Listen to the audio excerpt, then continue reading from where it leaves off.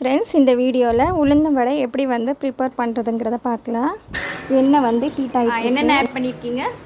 மிளகாய், பச்சை மிளகாய் 2 மிளகாய். சரி. அப்புறம் வெங்காயம், கருவேப்பிலை. ஓகே. பச்சை மிளகாய், வெங்காயம், கருவேப்பிலை, உளுந்து இது வந்து அரைச்சிருக்காங்க. இது கூட 2 பாசிப்பருப்பு போட்டுக்கிறோம். எதுக்காக அந்த பாசிப்பருப்பு ஆட் பண்ணுறோம்?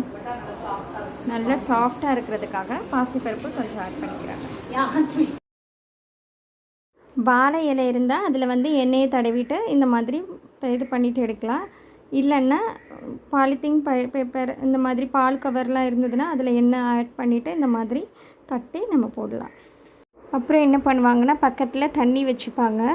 தண்ணியை தொட்டு தான் மாவு எடுத்து அதை உருட்டுவாங்க. அப்படி தண்ணியை தொட்டு உருட்டும் போது உங்களுக்கு நல்லா வரும். வந்ததுக்கப்புறமா அதை தட்டி அதுக்கப்புறமா வந்து வடை போடுவாங்க, உளுந்த வடை.